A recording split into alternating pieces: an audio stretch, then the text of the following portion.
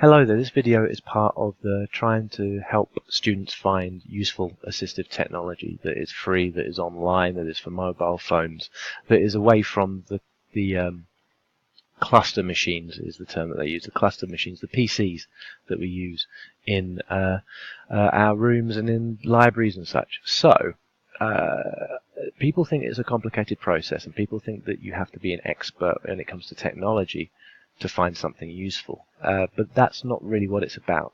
To be honest, what it's about is kind of scavenging and finding and digging a little bit, because a lot of the technology is readily available, and even better, a lot of the technology that is incredibly useful for our students is free.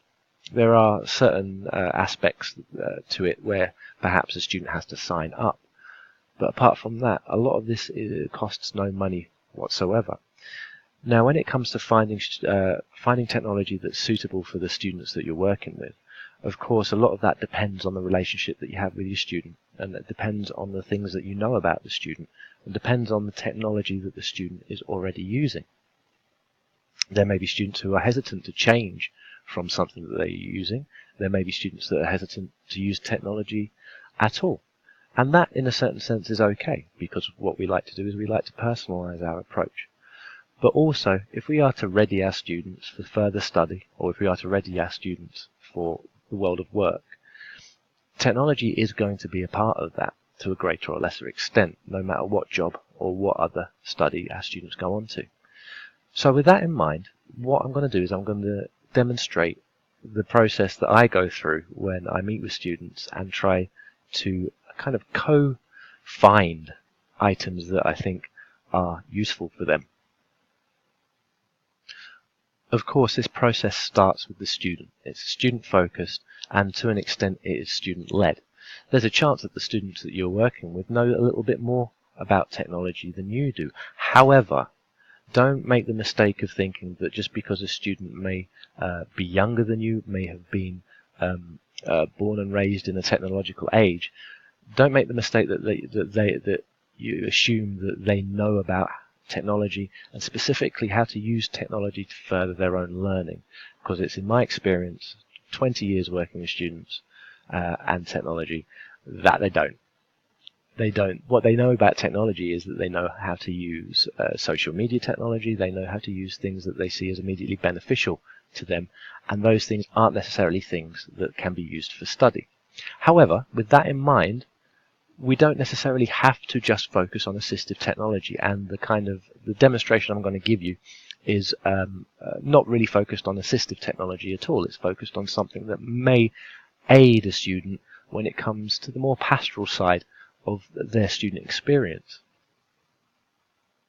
So what I'd like you to imagine is, I'd like to imagine that you're meeting a student, you've developed a relationship with this student, but this student is struggling with elements of their life, such as timekeeping. He or she is arriving late to lectures, such as organizational skills.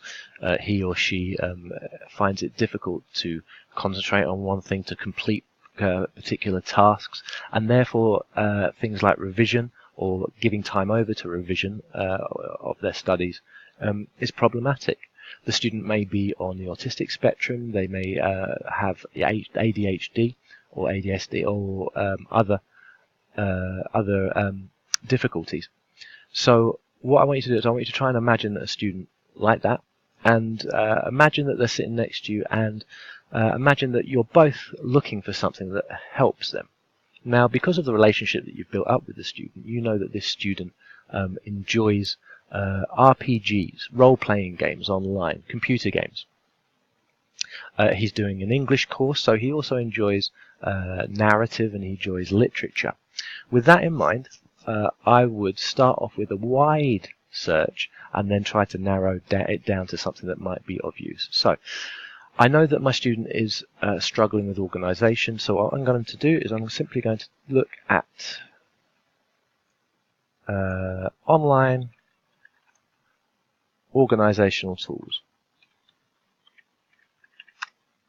And you know what? I'm even going to spell it correctly.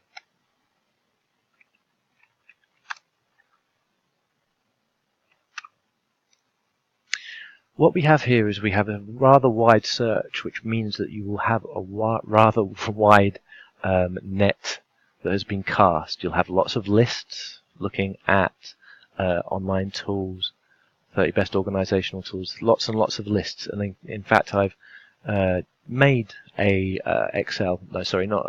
Google spreadsheet that has a list of these lists.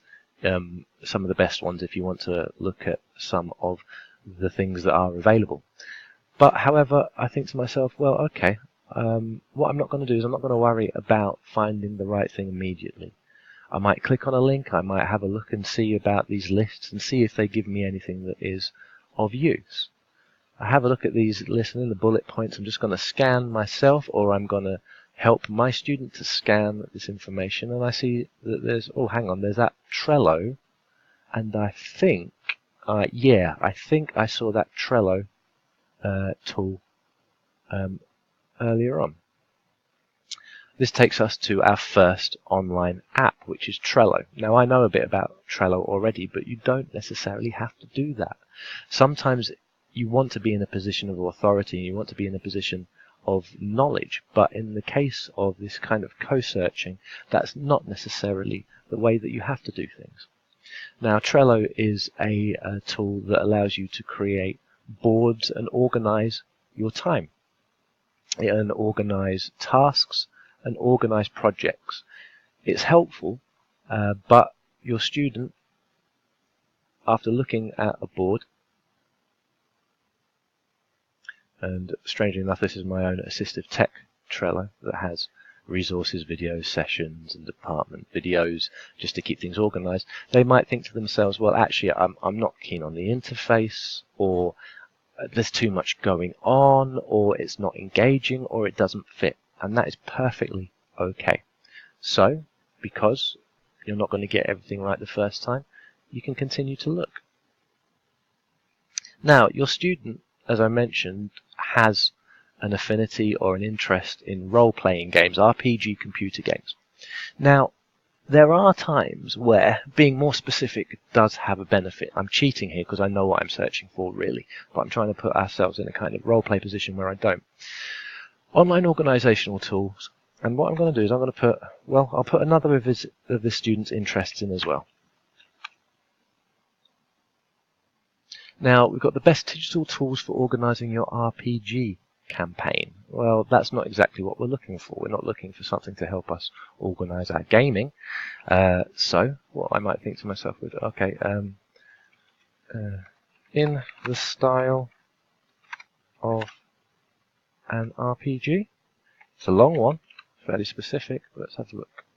Once again, same things. But of course, I'm not only going to look at the first answer I get, are we? Because that would not be great. I'm going to just have a quick flick down the page. Okay, let's have a look. Okay, well, what's this? Habitica. Okay, Habitica. Gamify your life. Well, okay, that kind of fits with my students' interests. Stay accountable by tracking and managing your habits. Okay, alright, so that seems like it could be appropriate. It's in the form of a game, and what I will do, I will have a look. So I click on the link with the student clicks on the link. Who does the guiding, who does the leading is not really important. What is important is the fact that you explore what's out there and perhaps find something eventually. And what we have here is we have an online app that's also available on mobile if your student wants to use their mobile, which I would thoroughly suggest if you're looking at organizational tools, because the mobile is of course the technology that they keep with them at all times. And what we have here is we have Habitica. Motivate yourself to achieve your goals. We've got RPG characters, having fun. It seems like it might be a good match. Now, I'm going to let you into a secret. I've already signed up. So, what we have here is we have a task-orientated, organizational-orientated, gamified version of an organizer. What that means is that it does the same as that previous app, Trello, but it does it in a way where you are set challenges. You have to play game. If you complete a task, you are given rewards and points, and it uses gamification principles, and I'll talk a little bit about that probably at a later session, to try to organize people's lives. You can add your own tasks. You can, so we've got a daily habit. In this case, an example is to process your email. A daily habit could be to do 3 hours of revision at intervals. It could be ensure that I arrive to somewhere on time. We have to-do lists here. So a student can use this to-do list to write out what they need to do on a day-to-day basis. And if they complete the said tasks, they're given rewards and they're able to battle and compare those rewards with friends. Now, some students will find this to be facile, quite childish, but others will see the worth and see the benefits of trying to be pushed this way into trying to organize their lives. And of course, organization with your life and your study means that perhaps you're more efficient in what you do, and that will be of a benefit. Of course, it has secondary benefits for students who suffer from anxiety about what they are doing. It has secondary benefits for students who may be becoming overwhelmed with their day-to-day tasks. Now, that's a very, very loose version of what I do with my students, and I am no resident expert. You can do exactly the same thing with your students if you believe that that will be of benefit to them.